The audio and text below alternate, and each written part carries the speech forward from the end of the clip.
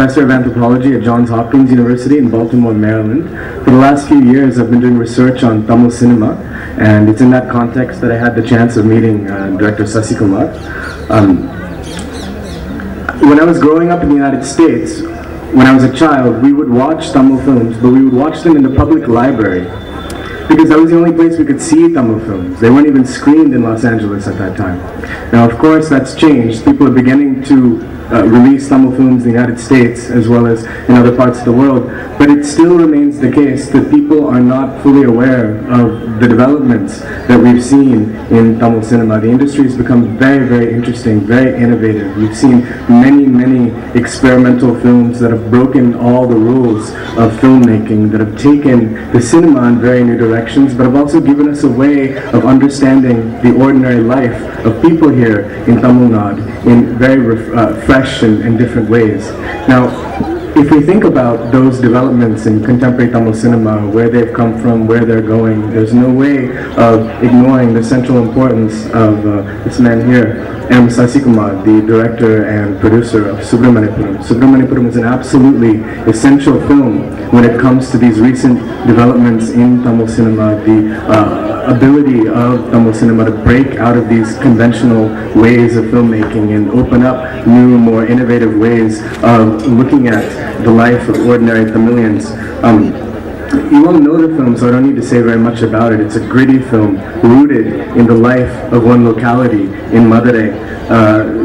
Loyalty, fidelity, and most especially the challenges of youth, in the challenges that youth faced in the 1980s, and the way that those challenges could slip so easily into political crises and in fact violence. The film is a feat of technical mastery, of course, and the screenplay as well is a terrific document.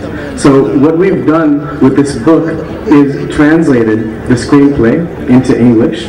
And along with the screenplay, we have included a number of essays about the film, about the making of the film, about the social and cultural impact of the film, about the genre, the kind of film it is, about the posters and the publicity campaign. We have an extensive interview with the director, Sasi Kumar. So in a sense, what we are doing is presenting a comprehensive look at this one particular, very influential, very important, in fact beloved film, as well as using that film as a way of introducing these contemporary developments in Tamil cinema to a larger global audience that deserves to know how interesting this cinema has become and what's been happening here over the last few years.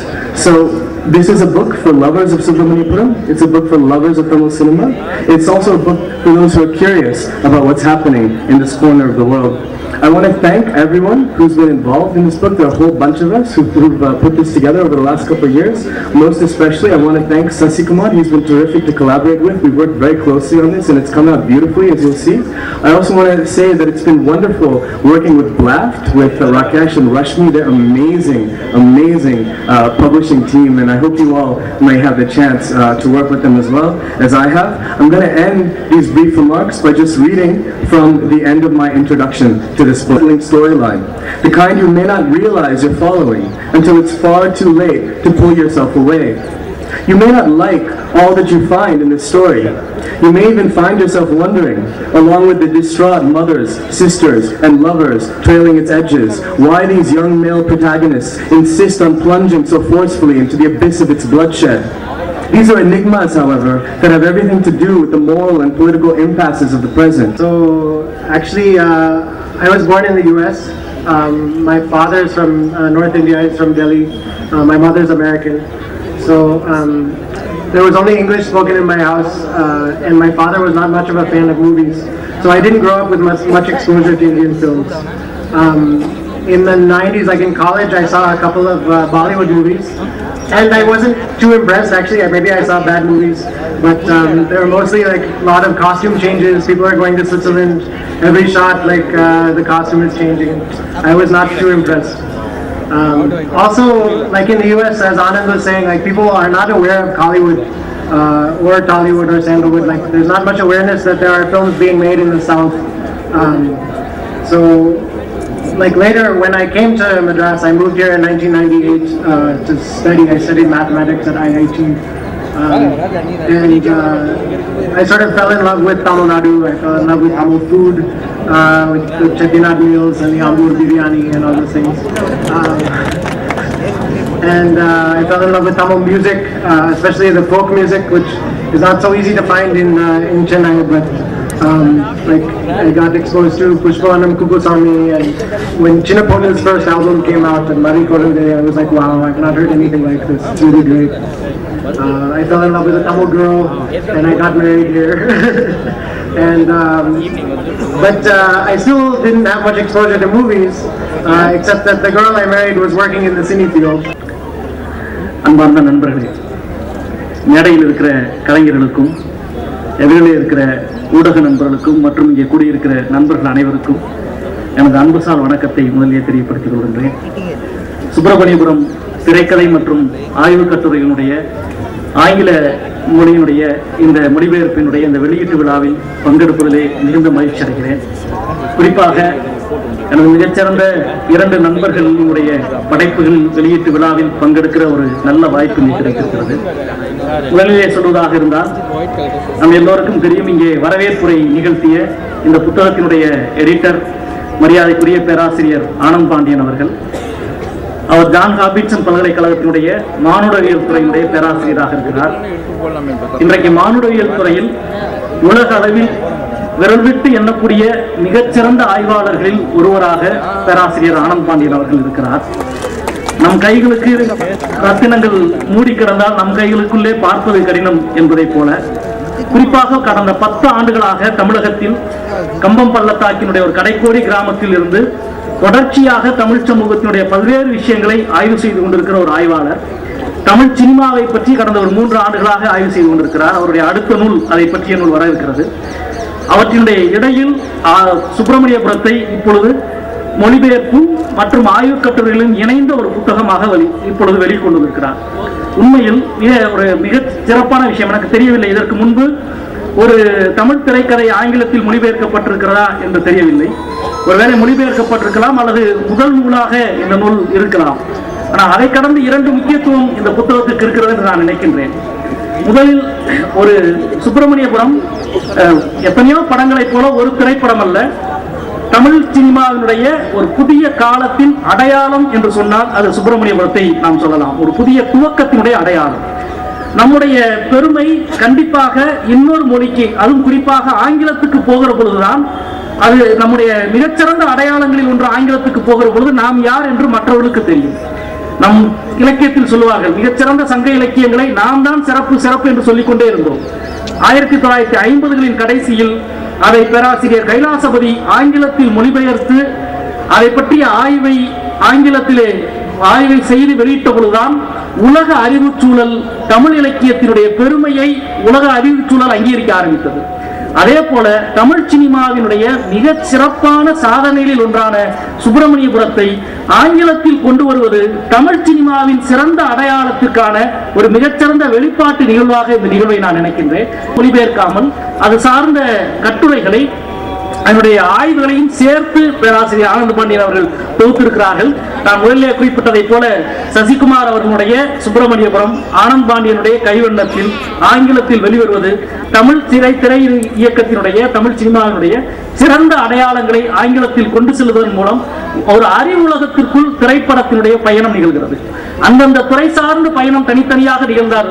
ஒரு விஞ்ஞானிகள் ஒரு பக்கம், அல்லது தாவரவியலாளர் ஒரு பக்கம், இலக்கியவாதிகள் ஒரு பக்கம், திரைப்படகர்த்தாக்கள் ஒரு பக்கம் என்று தனித்தனியான துறை இருந்தாலும் அந்த துறையினுடைய மிக முக்கியமான பகுதி அறிவுசார் துறைக்குள் வருகிற பொழுதுதான் அதனுடைய கணம் சமூக வெளிக்கு தெரியும். சுப்பிரமணியபுரம் ஒரு திரைப்படமாக, திரைக்கதையாக மட்டுமே இருந்தது. இன்றைக்கு அறிவுலகத்திற்குள் அதனுடைய பங்களிப்பு என்பது நுழைந்திருக்கிறது. இந்த மிகச்சிறந்த துவக்கத்திற்கு இந்த நேரத்தில் மரியாதைக்குரிய நண்பர் சசிகுமார் அவர்களுக்கும், மரியாதைக்குரிய நண்பர் ஆனந்த் பாண்டியன் அவர்களுக்கும், திரைப்படத்திலே பங்கெடுத்த அனைத்து கலைஞர்களுக்கும், இதை வெளியிடுகிற பதிப்பாளருக்கும் எனது நெஞ்சார்ந்த நன்றியும் வாழ்த்துக்களை சொல்லி நானும் அதிகமாக பேச மாட்டேன். I'm not going to trouble you with too many words. When Anand Pandian asked me to write this book, contribute a chapter to this book, I didn't have to think too much about it, because this is one of the very few films I went and to the opening day first show. And the ads are different than the 80s look or the big collared shirts and the bell-bottom pants and things like that. So and the ads were intriguing and so I just went there. But this was at Mayajal, and I saw the film, and by the time the film ended, I was so taken by it that I immediately went back and bought a ticket and saw the next show. And this rarely happens. So this movie, I really like this movie a lot. And உங்க எல்லாருக்கும் என்னுடைய அன்பான வணக்கம். இந்த சசிகுமார் நம்ம கூடயே சுத்தி வணக்கம். ஒரு அற்புதமான தமிழ் படத்துடைய திரைக்கதை ஆங்கிலத்தில் மொழிபெயர்த்து இன்று வெளியீடு. இந்த மாதிரி ஒரு நிகழ்ச்சியில் இங்கிலீஷில் பேசுகிறதா தமிழில் பேசுகிறதா அப்படின்றது சில பேருக்கு ஒரு கன்ஃபியூஷனாக இருந்திருக்கலாம். இந்த படத்துடைய மிகப்பெரிய ரசிகன் நான் தான் அப்படின்றதுனால சசி என்னை கூப்பிடல. என்னுடைய படத்தில், தமிழ் படத்தில் நிறைய இங்கிலீஷ் வசனங்கள் வரும், அதனால என்னை கூப்பிடலாம் அப்படின்னு அவர் நினச்சிருப்பார் அப்படின்னு நினைக்கிறேன். பட் என்ன இருந்தாலும் சந்தோஷமாக இருக்குது. நிறைய பேசலாம், எனக்கு உண்மையிலே நிறைய பேசணும் அப்படின்னு தோணுது இந்த படத்தை பற்றி. இப்போ நிறைய விஷயங்கள் நான் ஏற்கனவே நிறைய இடத்துல சொல்லியிருக்கேன். இப்போ ரீசெண்டாக கூட ஒரு ஆனந்தவின் இன்டர்வியூவில் சுப்பிரமணியபுரத்தை பற்றி பேசி சசி எனக்கு ஃபோன் பண்ணி, இன்னும் நீங்கள் மட்டும் தான் இந்த படத்தை பற்றி பேசிகிட்டு இருக்கீங்க அப்படின்னு சொன்னார். இந்த படம் எனக்கு ஞாபகம் இருக்கு, இதோடைய மேக்கிங் ஸ்டேஜஸ்லயே ரஜீவன் எனக்கு இந்த படத்தை பத்தி சொல்லுவாரு. அவருடைய அசிஸ்டன்ட் ரெம்போன் இந்த படத்துல ஒர்க் பண்ணாரு. அப்போ ஆடியோ லான்ச்சுக்காக சசி என்னுடைய ஆஃபீஸ்க்கு என்னை இன்வைட் பண்ணாரு. அந்த ஒரு ஃபர்ஸ்ட் லுக்கே ரொம்ப டிஃப்ரெண்ட்டாக இருந்தது. அதுக்கப்புறம் ஆடியோ லான்ச்சில் நான் ரொம்ப அசந்து போனது அந்த கண்கள் இரண்டால் சாங், அந்த சாங்குடைய பிக்சரைசேஷன், அந்த சாங்குடைய ஸ்ட்ரக்சரே, அந்த சாங்குடைய அந்த காம்போசிஷனே அந்த டைமில் ப்ளஸ் ரொம்ப நாளாகவே அந்த மாதிரி ஒரு ஸ்ட்ரக்சரில் ஒரு சாங் நான் கேட்டதில்லை. நானும் நிறைய சாங்ஸ் ஒர்க் பண்ணியிருக்கேன். பட் ஒரு டிஃப்ரெண்ட்டான ஒரு ஸ்ட்ரக்சரில் அந்த சாங் இருக்கும். அந்த சாங்குடைய பிகினிங்கே பார்த்தீங்கன்னா ஒரு சரணமோட பிகினிங் மாதிரி அந்த சாங் இருக்கலாம். ஸோ அந்த சாங் என்னை அவ்வளோ பாதிச்சது. அந்த சாங் அந்த ஆடியோ ஃபங்க்ஷன்லேயே நான் சொன்னேன், இந்த பாட்டு ரொம்ப பெரிய ஹிட்டாக வரும் அப்படின்னு நான் சொல்லி தாமரைக்கு நான் ஃபோன் பண்ணி நிறைய பாராட்டு நான் சொன்னேன். தாமரை எக்ஸ்ட்ரானரியாக இந்த சாங் நான் கேட்டேன் அப்படின்னு சொல்லி. அந்த விஷுவல்ஸ் எல்லாமே ஒரு புது ஃபீல் இருந்தது. இந்த படம் நான் ஆக்சுவலாக தியேட்டரில் உடனே நான் பார்க்கல, ஏன்னா வாரணமாயிரம் ஷூட்டில் நான் இருந்தேன். சசி எனக்கு ஃபோன் பண்ணி ஒரு ஷோ இருக்குது, நீங்கள் பாருங்க அப்படின்னு சொல்லி நானும் செல்வராகவனும் 4 ஃப்ரேம்ஸில் இந்த படத்தை பார்த்தோம். அதுவே ஒரு மிகப்பெரிய தப்பு என்னை பொறுத்த வரைக்கும். அதுக்கப்புறம் நான் போய் இந்த படத்தை நிறைய தடவை பார்த்துருக்கேன். அந்த தியேட்டர்லேருந்து வெளியே வரும்போது பரத்வாஜ் ரங்கன் சொன்ன மாதிரி இது ஒரு மார்டின் ஸ்கார்சேசி மதுரைக்குள்ள ஒரு படம் பண்ணாம எப்படி இருக்கும், அந்த மாதிரி ஒரு ட்ரீட்மெண்ட் எனக்கு இந்த படத்துல தெரிஞ்சது.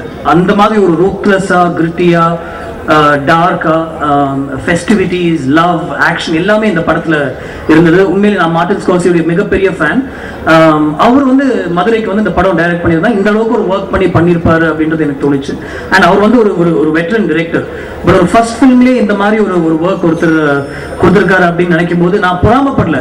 உண்மையிலே இப்போ யாரும் சொன்னாங்க, சில பேர் ஃபர்ஸ்ட் படம் பண்ணும்போது ஏதோ ஃபர்ஸ்ட் படம் அதனால மன்னிச்சு விட்டுடலாம், நான் அப்படி வந்தேன், என்னுடைய ஃபர்ஸ்ட் படம் அப்படிதான் இருந்தது.